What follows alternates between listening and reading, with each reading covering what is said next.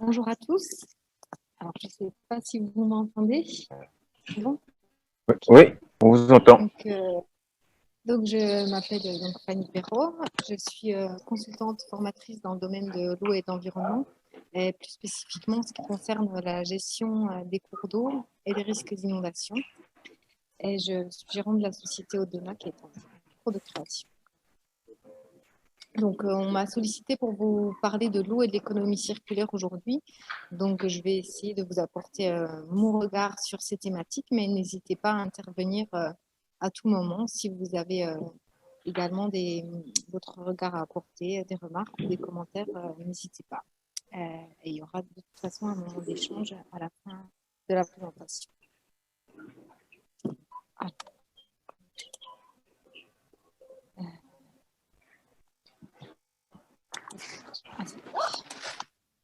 Donc, le déroulé de la présentation, donc, je vais vous rappeler extrêmement brièvement le principe d'économie circulaire parce que je pense que vous avez vu ça en long, en large et en travers toute cette semaine. Quelques chiffres concernant l'eau sur Terre. Ensuite, on va rentrer dans le vif du sujet, l'application de l'économie circulaire dans le domaine de l'eau. Et enfin, on va essayer de regarder ce qui se passe en Martinique. Alors, l'économie circulaire, le modèle économique actuel repose sur l'économie linéaire, où on extrait des ressources, des matières premières, on les transforme en produits. Ces produits sont utilisés de façon éphémère, puis sont jetés. Ça repose sur le principe qu'on aurait des ressources infinies, qui mène à un épuisement des ressources naturelles et à une accumulation des déchets. Donc, l'économie circulaire, à contrario, qui est un nouveau modèle qui est en train de se mettre en place depuis quelques années, repose sur un principe cyclique qui permet de redonner vie à la matière, valoriser les déchets, mais pas seulement, aussi concevoir différemment, durablement, et consommer autrement de façon responsable. Cette économie circulaire repose sur 3 domaines et 7 piliers. Les 3 domaines sont au niveau des acteurs. Le premier domaine au niveau des acteurs économiques, mieux produire les dispositifs. Au niveau des consommateurs, la demande et le comportement des consommateurs. Et le troisième domaine, c'est au niveau de la gestion des déchets pour revaloriser les déchets. Alors, en ce qui concerne l'eau sur Terre, je voudrais vous présenter quelques chiffres en introduction. Alors, quand on parle de l'eau sur Terre, on parle de plus de 60. L'eau est constituée de plus de 70%. La Terre, pardon, est constituée de plus de 70% d'eau, d'où son joli nom de planète bleue. Et cette eau correspond à un volume total d'environ 1,4 milliard de kilomètres cubes. Donc, on peut penser que c'est énorme et on peut penser qu'on a une ressource infinie et qu'on peut puiser dedans sans compter. Cependant, quand on y regarde de plus près, cette eau est présente sur Terre sous forme salée à 97% et sous forme d'eau douce à 3%. Dans cette eau douce, la majeure partie est sous forme de glacier, donc à 77%. Dans le sol à 22% et il n'y a que 1% qui est disponible. Et dans ces 1% d'eau disponible, c'est réparti donc, dans les lacs, dans les rivières, dans la qui fait que, in fine, l'eau, seul 0,1% de la totalité de l'eau présente sur la planète est exploitable par l'homme pour la consommation humaine. Donc, cette ressource immense, seule une toute petite fraction de cette ressource immense est donc exploitable pour la consommation humaine. L'eau le fonctionnement de l'eau sur Terre est sous forme cyclique, comme le reste de la nature d'ailleurs. Donc l'eau, comme vous devez connaître ce schéma, donc l'eau est présente dans les mers, dans les océans, dans les lacs, dans les rivières. Cette eau va s'évaporer sous l'effet du soleil et va se retrouver donc sous forme de vapeur d'eau, elle va former les nuages. Et ensuite, lors des précipitations, cette eau va retomber sur donc soit sous forme de ruissellement, elle va retourner dans les rivières, dans les océans, soit elle va s'infiltrer dans le sol, recharger la nappe souterraine et rejoindre aussi les rivières et les océans.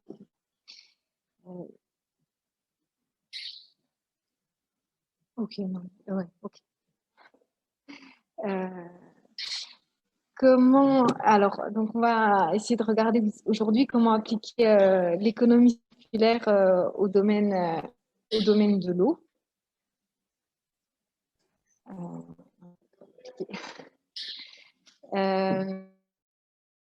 Ce que je veux vous présenter également, c'est ce qu'on appelle le petit cycle de l'eau ou cycle domestique de l'eau, qui est le cycle en fait des usages domestiques de l'eau, donc le cycle qui a été mis en place par l'homme pour pouvoir consommer cette eau à l'intérieur de ce cycle naturel. Donc ce deuxième cycle, ce petit cycle de l'eau, il est constitué donc dans un premier temps d'un prélèvement de cette eau, donc c'est soit un prélèvement en rivière, soit un prélèvement d'eau prélevée, elle va être dirigée vers les usines de potabilisation qui vont traiter cette eau et rendre cette eau potable. Alors, allô? Non, alors il faudrait couper les micros. Marilyn, si tu peux couper ton micro. Oui, désolé. Et moi, je continue. L'eau, une fois potable, elle va être stockée, puis distribuée. Une fois que cette eau va être utilisée, elle va être rejetée sous forme d'eau usée. Elle sera traitée dans les stations de traitement d'eau usée, stations d'épuration. Et une fois que l'eau sera traitée, elle sera rejetée. Mais comme vous le voyez sur ce schéma, elle est rejetée donc plus en aval et elle n'est pas réutilisée. Donc elle se réintègre dans le cycle naturel de l'eau. Donc elle va être donc rejetée vers la mer ou vers l'océan. Elle va être de nouveau se retrouver dans les nuages et de nouveau revenir dans la rivière sous forme de précipitation, mais elle n'est pas directement réutilisée. Donc ça génère un déchet. C'est tout usé et traité, mais elle génère un déchet. Donc là, on retrouve ce cycle domestique à l'intérieur du cycle naturel de l'eau. Alors, la démarche de l'économie circulaire, comment on va appliquer cette économie circulaire au domaine de l'eau? On a toujours ces trois domaines, mieux produire, mieux consommer, mieux valoriser. Et donc l'idée, ça va être comment on peut les appliquer à ce domaine. Donc au niveau de la production, les quatre grands piliers. D'abord l'approvisionnement durable. Il va s'agir de mettre en œuvre des techniques qui vont viser à limiter les besoins en ressources naturelles. Donc, par exemple, on va utiliser des techniques de travaux sans tranchées. Donc, au lieu de réaliser des tranchées avec de l'apport de matériaux, des graviers spécifiques pour faire un lit de pose ou pour emblayer la tranchée, avec ces techniques spécifiques où on va directement réaliser les réseaux d'eau potable ou d'eau usée sans tranchée. Ça va limiter les apports de matériaux, par exemple. Il va s'agir également de mettre en place des dispositifs de production d'énergie renouvelable ou de récupération d'énergie fatale pour alimenter en chaleur ou en électricité des équipements. Donc, par exemple, lors de la mise en place de la réalisation de stations de potabilisation ou de stations de traitement d'eau usée, on va mettre en place des dispositifs essayer de mettre en place des dispositifs de type panneaux solaires, éoliennes, de façon à limiter en tout cas, de façon à utiliser des énergies plus vertes. Au niveau de l'éco-conception, en fait, il va s'agir d'évaluer, en fait, de faire une étude sur l'empreinte environnementale des projets, donc toujours dans les projets, que ce soit des projets de création de réseaux d'eau potable, de réseaux d'eau usée, ou que ce soit des projets de réalisation d'une station de potabilisation, de station de traitement d'eau. Donc, on va regarder au moment de la conception l'empreinte environnementale du projet, des travaux, et on va essayer de les minimiser. Alors, au niveau de l'éco-efficience, eh ben, il va s'agir donc de concevoir le projet de façon à limiter la consommation des dispositifs en eau, en énergie ou en autres consommables. Donc, des stations, encore une fois, des stations d'épuration qui vont utiliser le moins d'énergie possible, le moins d'électricité possible. On va essayer aussi de privilégier l'économie industrielle et territoriale quand c'est possible, donc dans une logique collective de mutualisation et d'échange. Donc ça, c'est au niveau de la production. Au niveau du consommateur, de la consommation, principalement, vraiment, il va s'agir d'avoir une consommation responsable, plus responsable, avec les éco-gestes qu'on va voir tout à l'heure. C'est vraiment le point principal au niveau de la consommation. Et ensuite, donc, en dernier lieu, au niveau de la valorisation, donc il va s'agir de, de mettre en place des dispositifs de récupération d'énergie fatale. Donc ça va pouvoir être au niveau des eaux usées traitées, récupérer, on verra après, des récupérations d'énergie via les déchets des stations d'épuration. On verra tout à l'heure ce qui est d'ailleurs ici.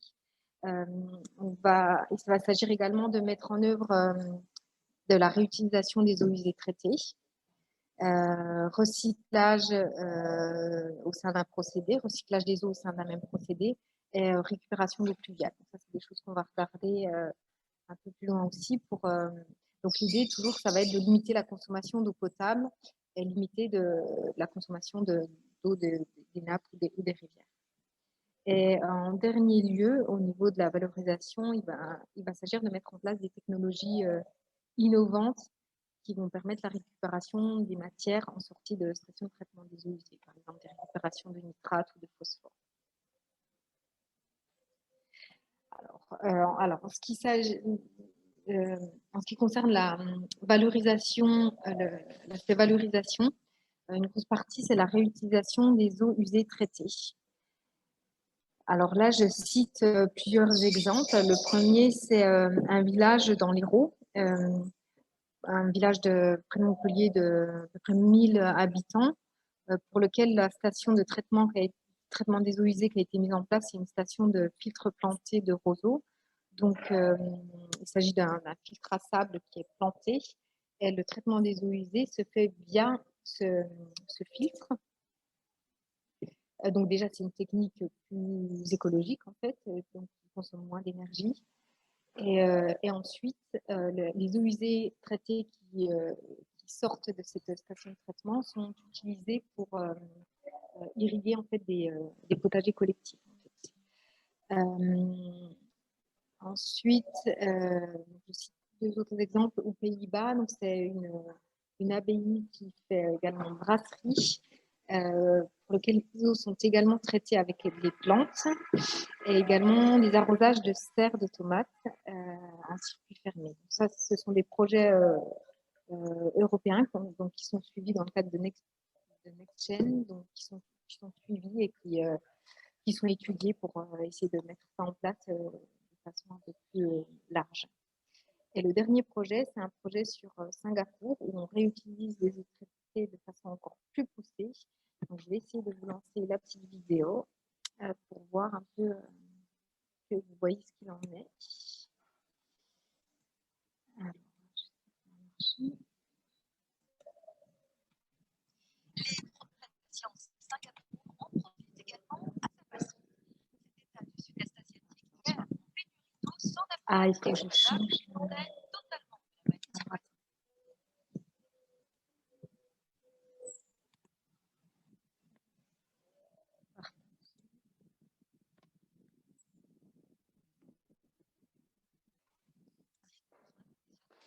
Singapour a su innover à tel point les progrès de la science Singapour.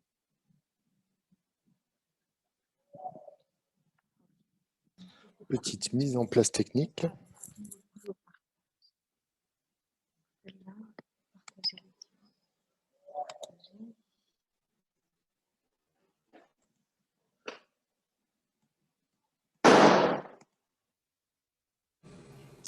Les progrès de la science, Singapour en profite également à sa façon.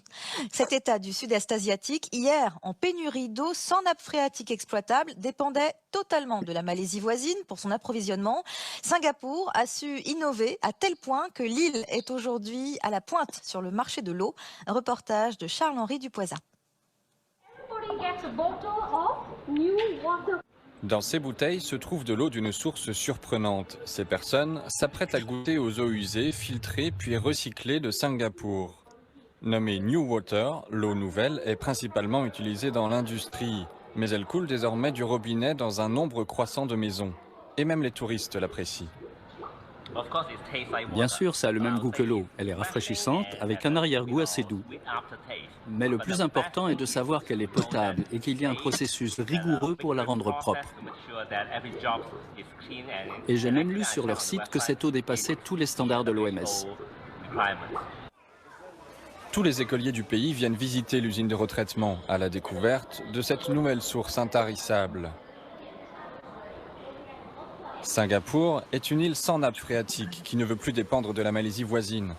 Une indépendance qu'elle veut atteindre d'ici 2060, grâce notamment à la désalinisation de l'eau de mer, à la récolte des eaux de pluie dans différents réservoirs placés dans la ville, et surtout grâce à une grande marina et à son barrage qui sépare l'eau douce de la mer. De sa faiblesse, Singapour fait une force et devient ainsi un nouveau centre du marché de l'eau en Asie. Nous n'avions que 50 entreprises dans le domaine de l'eau il y a 10 ans. Aujourd'hui, il y en a 180. Nous avons un lieu qui s'appelle le Water Hub, où les entreprises peuvent se rencontrer et développer tout un écosystème et une industrie autour de l'eau. Un environnement propice dans lequel l'entreprise de David Pang prospère. Depuis 3 ans, cet hydro-entrepreneur développe de nouveaux types de filtres à eau. Nous sommes en train de réaliser le manuel de notre nouveau produit que nous lançons dans 2 mois. Un quart de la population mondiale boit toujours une eau impropre. Ces nouveaux filtres pourraient révolutionner leur quotidien. Si nous n'étions pas à Singapour, nous aurions mis plus de temps pour acquérir certaines technologies et aussi pour avoir la bonne expertise pour développer la technologie adéquate pour nos filtres à eau. D'ici à 2025, le marché mondial de l'eau devrait atteindre 1000 milliards d'euros. Un marché lucratif qui génère de nombreuses convoitises, car l'eau pourrait devenir la première source de tensions géopolitiques au XXIe siècle. Déjà, je vais arrêter ça.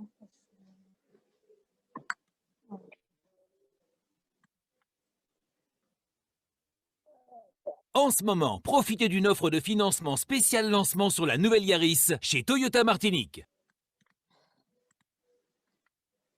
C'est là.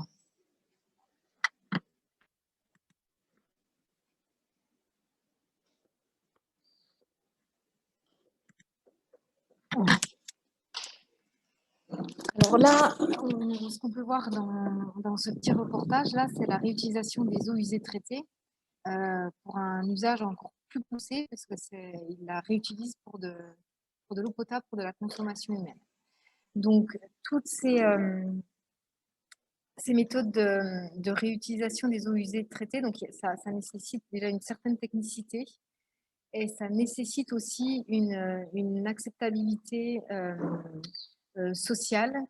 Et alors, ce sont 2 contraintes assez fortes pour la mise en place de ces dispositifs, parce que je ne suis pas sûre. Alors déjà, réutiliser l'eau usée traitée pour arroser les légumes, ça nécessite quand même déjà une certaine acceptabilité sociale. Mais pour boire l'eau, c'est encore ça nécessite quand même une volonté un peu plus poussée.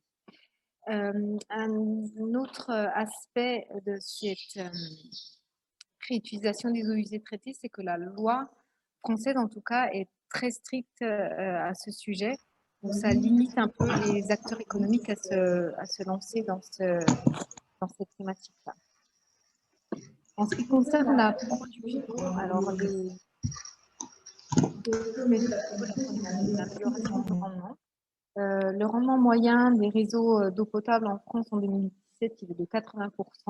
Ça représente 1 milliard de mètres cubes de pertes d'eau via des fuites par an chaque année à l'échelle de la France entière.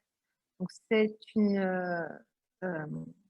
valeur quand même assez importante quand on pense que ce milliard de mètres cubes d'eau, il a été épuisé dans des ressources qui mettent parfois des années, voire des dizaines d'années, voire des centaines d'années à se recharger quand il s'agit de nappes d'eau souterraine. Et par ailleurs, cette eau-là a été traitée, donc il y a eu une consommation d'énergie, une génération d'énergie pour mettre en place cette eau potable. Alors, les causes de ces fuites, elles sont nombreuses, de ces pertes, elles sont nombreuses et variées. Il y a d'une part l'âge des canalisations, donc quand les réseaux sont très anciens, forcément, il y a beaucoup plus de risques d'avoir des fuites, mais pas seulement. Il y a aussi le type de canalisation, le vieillissement des joints d'étanchéité. Il y a les mouvements des sols aussi qui agissent sur la fragilité des canalisations. La pression, quand la pression est très élevée dans les canalisations, et il peut y avoir également des percements extérieurs des canalisations dans le cadre de travaux, par exemple, aux alentours de ces canalisations. Donc, au niveau des exigences réglementaires, le rendement qui est attendu, c'est un rendement de 85%. Donc, tout service qui a un rendement supérieur à 85% est considéré comme conforme aux exigences réglementaires. Alors, en dessous de ce seuil, en fonction des différentes zones, il y a une fourchette comprise entre 65% et 85%. En fait, plus la zone est urbaine, plus les exigences vont être importantes en termes de rendement. Donc, ça va dépendre des différentes zones. Et donc, ce qui est mis en place donc au niveau de la France, donc quand ces rendements ne sont pas atteints, donc, il y a un plan d'action qui doit être mis en place par le service pour réduire les fuites. Si ce plan d'action n'est pas réalisé, il y a les redevances de prélèvement sont majorées.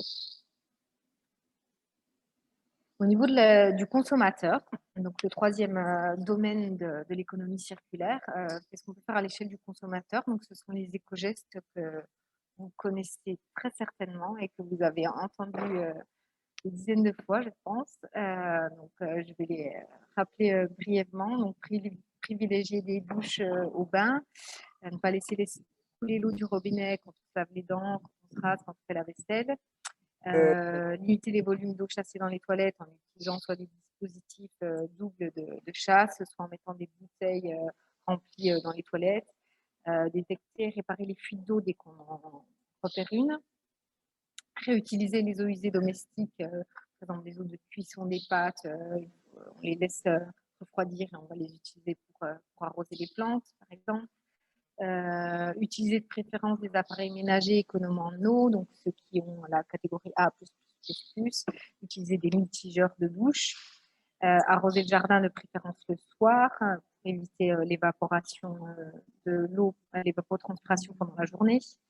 Laver les voitures en utilisant le moins d'eau possible et en essayant de réutiliser de l'eau, donc soit de l'eau de pluie ou soit de l'eau qu'on aura mis de côté, et essayer de récupérer l'eau de pluie. Ça, ce sont les éco-gestes que l'on peut faire au niveau des consommateurs. Alors, au niveau de la Martinique, qu'est-ce qui est mis en place au niveau de la Martinique? Alors, avant de vous présenter ce qui est mis en place, je voulais juste vous présenter quelques chiffres au niveau de la Martinique, au niveau des ressources en eau en Martinique. Alors, où se trouvent les ressources en eau en Martinique? Donc, comme vous allez voir sur cette carte, tous les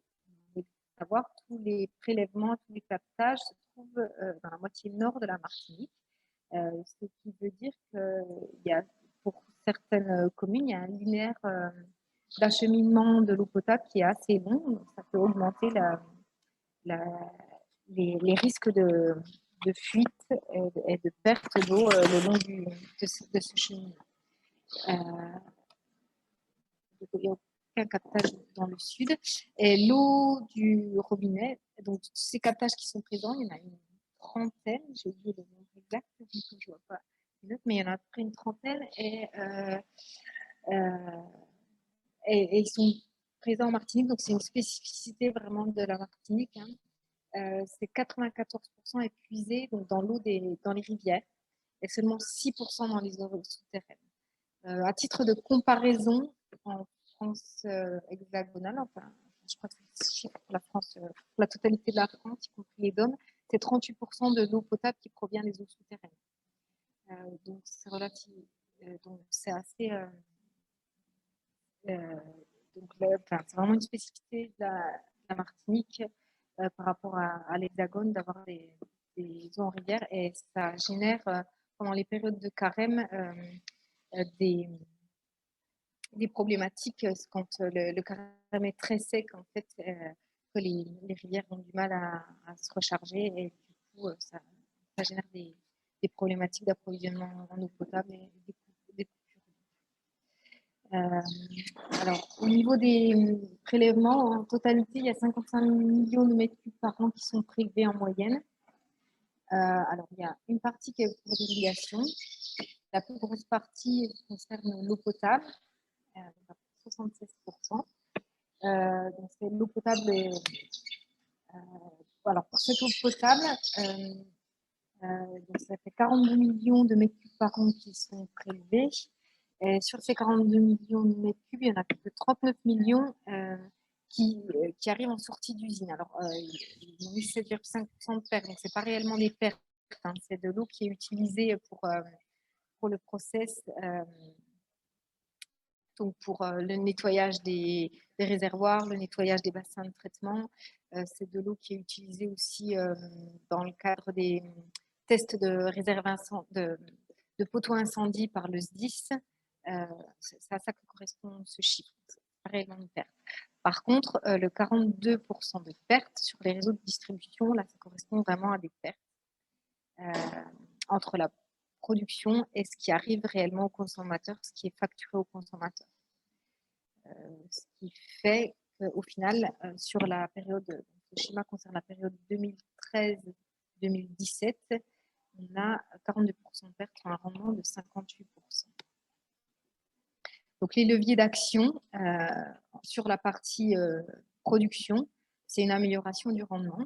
Donc, on constate déjà qu'il y a déjà eu des améliorations parce que le chiffre pour 2018 est en hausse par rapport à 2013, on a 68%. Pour rappel, c'est 80% sur la totalité de la France. Donc, ça reste quand même si cette valeur est en hausse, ça reste quand même inférieur à la moyenne nationale et aux exigences réglementaires. Un chiffre que je vous présente aussi, c'est le taux de renouvellement des réseaux d'eau potable en Martinique qui est de 0,18%. Ça veut dire, le taux de renouvellement, ça veut dire qu'il y a seulement 0,18% des réseaux qui sont renouvelés chaque année. Donc, si on a un réseau, pour vous expliquer un peu, bien comprendre ce chiffre, si on pose un réseau qui a une durée de vie de 100 ans, en fait, il faut changer 1% chaque année pour qu'au bout de 100 ans, le réseau soit renouvelé. Alors, les réseaux n'ont déjà pas de durée de vie de 100 ans. Ceux qui ont été posés à l'époque dans les années 70, c'est plutôt 40-50 ans. Dans les années 70-80, c'est plutôt 40-50 ans d'année de vie. Alors, de durée de vie, donc avec un taux de renouvellement de 0,8%, on n'arrive pas à renouveler le réseau comme il le faudrait. Donc, au niveau de la production, l'objectif, hein, c'est pour la France métropolitaine, c'est d'améliorer le rendement en changeant les réseaux d'eau potable. Donc, il y a un plan de renouvellement des réseaux qui a été mis en place, dont l'objectif est d'atteindre les exigences réglementaires. Donc, comme on l'a vu précédemment, les exigences réglementaires sont différentes en fonction des zones urbaines et des zones agricoles. Et donc, il y a une majoration de la redevance quand ce plan de renouvellement n'est pas mis en place. Un autre levier d'action, c'est au niveau des matériaux de canalisation qui sont mis en place. Donc, aujourd'hui, il y a un recul quand même de une cinquantaine d'années sur ces réseaux d'eau potable, et on a une meilleure connaissance donc, des matériaux qui sont les plus adaptés. À l'époque, c'était plutôt du PVC. Alors, PVC ou fonte qui avait été posé. Le PVC, il s'avère que ce n'est pas adapté adapté parce que c'est un matériau qui va casser plus facilement par rapport à du PEHD, par exemple, qui est mis en place actuellement. Le PEHD, c'est un matériau qui est plus souple, qui s'adapte beaucoup mieux au terrain argileux qui bouge, au contexte sismique qui font aussi que les sols bougent. Donc le recul avec l'expérience de ces dernières années permet aussi de mettre en place des matériaux plus adaptés et les technicités aussi de pose permettent aussi d'avoir des durées de vie des réseaux plus longues, des réseaux qu'on pose aujourd'hui. Au niveau de la consommation, ce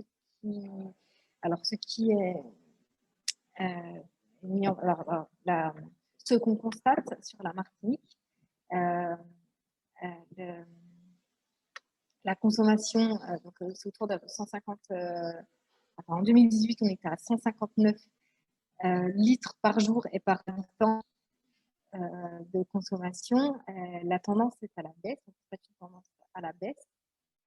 Donc ça va dans le bon sens pour l'économie circulaire.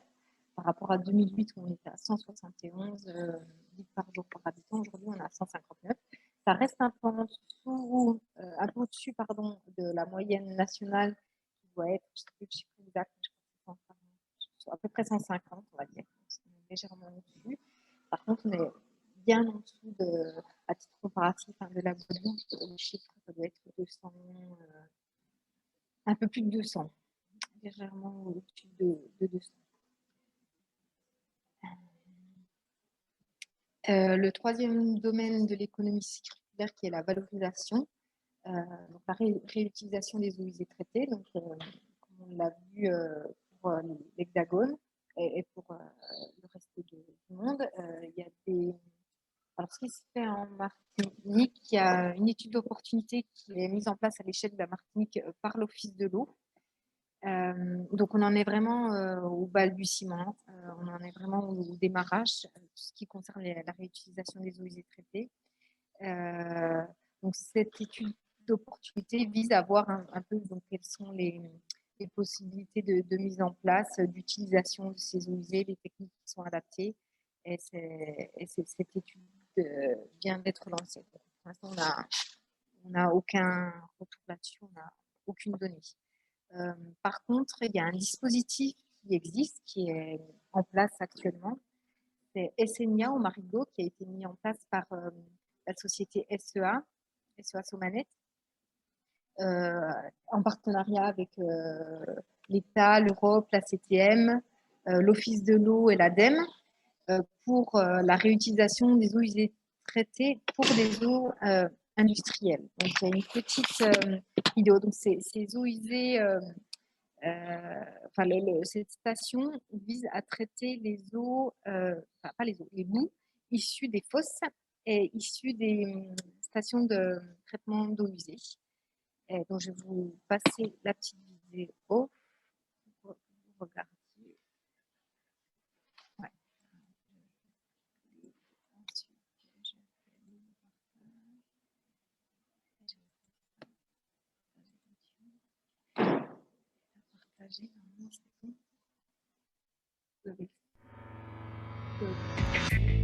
Pour le traitement des boues d'origine domestique, de nouvelles solutions seront offertes aux vidangeurs dès 2017.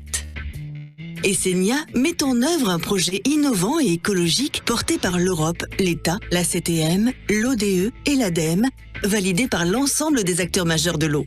S'ajouteront à la seule déposante de la trompeuse Cassem 3 plateformes pour rapprocher les zones concernées du lieu de traitement des boues d'ANC. Dans le sud de l'île, le centre Orzone Cassem et le Grand Nord au Marigot. Ainsi, dès la fin de l'année 2017, lorsque les vidangeurs interviendront chez leurs clients du nord de l'île, leur entreprise qui se sera faite référencer auprès d'Essenia dépotera ses boues sur la plateforme du nord. Rendu dans l'enceinte du site, le vidangeur raccorde sa citerne au pré-traitement, désodorisé. Ici, la conformité des matières dépotées est contrôlée. Ces dernières sont canalisées vers la cuve d'homogénéisation et sont aérées. Les boues sont préparées à leur admission dans les bennes filtrantes où s'opère une séparation de phase.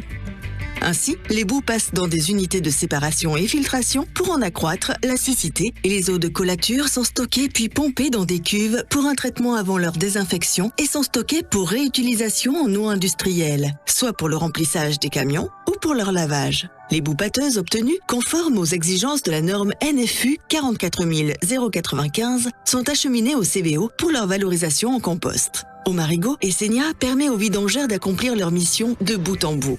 Entreprise citoyenne.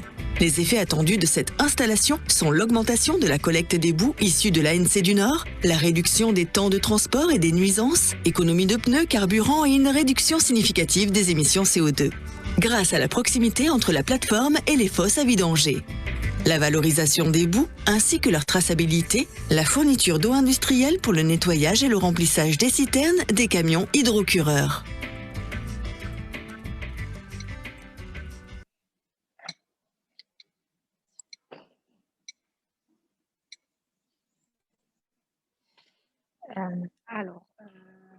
Donc cette vidéo date avant la construction de la station, donc il y a des petites choses qui ont changé pour les boues d'origine domestique, mais il y a aussi les boues sur les stations d'épuration d'origine de l'assainissement collectif. Le dernier point, un autre aspect, un autre dispositif qui a été mis en place en Martinique depuis 2011, un projet qui date de 2011, c'est les stations de traitement des eaux usées par filtres plantés de végétaux. Donc les principes, hein, comme on l'a vu sur le village à côté de Montpellier, donc ce sont des bacs étanches, des bacs de sable qui sont plantés avec, c'est une technicité quand même, ça a l'air simple comme ça, mais c'est quand même une technicité spécifique. Ça s'inspire des zones humides naturelles, donc c'est une épuration qui s'inspire de ces fonctionnements-là. Il y a le dispositif est constitué donc de bacs étanches. Il y a 3 lits de gravier, 3 étages superposés. Les plantes sont plantées à l'intérieur de ces bacs de sable ne filtrent pas directement l'eau. En fait, elles servent à aider l'infiltration des eaux et à aider le développement des bactéries pour le traitement des eaux usées. Donc les plantes qui ont été retenues, justement, donc c'était des roseaux qui étaient utilisés dans l'Hexagone. Donc il y a eu une étude qui a été mise en place donc depuis 2011 avec l'Office de l'eau. À l'époque c'était le SIX, aujourd'hui c'est l'Espace Sud, et avec l'IRSTEA pour le choix des plantes à mettre en place. Il y avait une volonté pour que ce soit des plantes bien évidemment locales et endémiques, qui ne soient pas envahissantes et qui aient donc des capacités épuratoires intéressantes. Donc il y a 3 plantes qui ont été retenues. Il y en a une trentaine qui avaient été testées, je ne sais plus le nombre exact. Il y en a 3 qui ont été retenues, dont le bec de perroquet. Ces dispositifs, donc les 2 stations pilotes, c'est celle de Mansart-Drancé au François et celle de Taupinière au Diamant. Et depuis, il y en a d'autres qui ont été mises en place. Aujourd'hui, sur l'île, il y en a un petit peu moins d'une dizaine, mais c'est un procédé qui se met en place, donc a été testé. Les rendements épuratoires sont très bons. 70% sur une matière, je n'ai pas les chiffres en tête, mais le rendement épuratoire est très bon et ça conforme aux exigences réglementaires. Et le dernier point que je voulais aborder, c'est la récupération et l'utilisation des eaux de pluie. Alors, il y a une enquête, une étude qui a été menée par l'Office de l'eau, qui a été lancée en février de l'année dernière et qui vient juste de se terminer. Donc, les résultats ne sont pas encore publiés. J'ai eu quelques informations par l'Office de l'eau. Donc, globalement, les systèmes de récupération d'utilisation des eaux de pluie, c'est des pratiques ancestrales sur l'île, qui étaient déjà utilisées à l'époque des habitations, qui étaient utilisées à l'époque, je pense que vous êtes mieux placé que moi pour pour en témoigner à l'époque des grandes personnes, de vos grands-parents, de vos parents, et puis qui s'est un petit peu perdu avec la mise en place des réseaux d'eau potable et des réseaux d'eau usée avec l'urbanisation. Et donc aujourd'hui, on y revient. Cela étant dit, dans l'enquête qui a été mise en place, dans l'enquête de terrain, il apparaît qu'au niveau des maisons individuelles, il y a 60% des maisons individuelles équipées de systèmes de récupération d'eau pluviale. Donc, c'est tous les systèmes rustiques comme ceux qu'on voit à l'écran, soit ces bacs blancs grillagés, soit ces bacs bleus. Il existe aussi des dispositifs plus complexes, mais qui sont aussi plus coûteux. Et alors, il y a des financements qui existent au niveau de la CTM pour les particuliers. Et ce qu'il faut savoir aussi, c'est que c'est extrêmement réglementé. C'est l'arrêté du 21 août 2018 qui encadre cette réglementation et qui exige que l'utilisation de ces eaux pluviales soit uniquement pour des usages extérieurs, donc arrosage, déjà nettoyage des véhicules. À l'intérieur, c'est uniquement pour l'achat d'eau pour les toilettes. Donc, ça des usages. Donc, globalement, donc, je vais pour conclure, pour dire que sur la Martinique, donc, il y a des opportunités pour arriver à une économie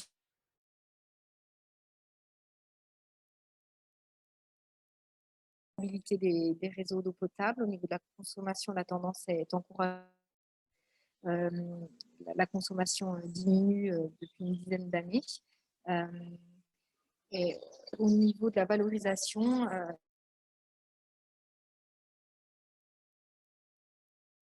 la réutilisation des eaux usées traitées, qui est une opportunité en cours d'étude.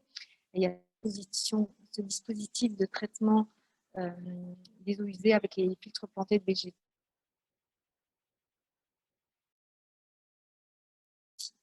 Voilà, tout ça pour dire qu'il y a une grosse marge de manœuvre.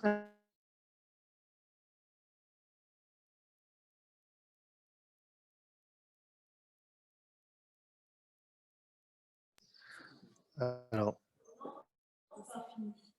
c'est normal, pas d'inquiétude. Donc, Fanny a terminé sa présentation. En tout cas, merci pour toutes ces informations. C'était à nouveau très riche de ressources, d'informations spécifiques à la Martinique, avec des pistes, j'ai envie de dire, encourageantes, inspirantes. J'ai quelques questions, Fanny, avant que tu nous laisses. On va essayer d'y répondre, en tout cas dans le temps qui nous reste. La première question, c'est par rapport à la consommation par habitant. Tu nous disais que la Martinique était à environ 150, légèrement au-dessus des chiffres de métropole, mais bien en dessous finalement de la Guadeloupe, à climat, je dirais, comparable. Est-ce qu'il y a une cible de consommation d'eau par jour et par habitant qui est connue, fixée par des études ou autres? Alors, j'ai pas, moi je la connais pas en tout cas. C'est vrai que si on compare, alors je sais qu'il y a des chiffres, si on compare à d'autres pays industrialisés comme les États-Unis, ou certains pays d'Amérique du Nord, on va être encore plus au-dessus que des valeurs de la Guadeloupe. Et si on compare aussi à certains pays d'Afrique, on va être bien en dessous des 150 qu'il y a dans l'Hexagone ou qu'il y a ici.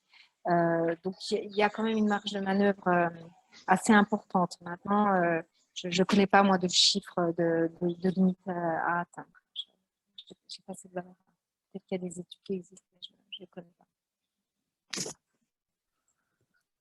Alors, du coup, autre question, sans se fixer un objectif en litres, est-ce qu'aujourd'hui, tu aurais des conseils à donner aux altéracteurs, consommateurs, je dirais, qui sont avec nous, qui chercheraient justement à mettre en place une démarche chez eux pour viser une autonomie dans leur consommation d'eau, par de la récupération, l'usage de toilettes sèches, peut-être qui réduisent. Enfin, il y a des pistes d'éco-gestes dont tu parlais. Est-ce que tu peux creuser un petit peu cette dimension ?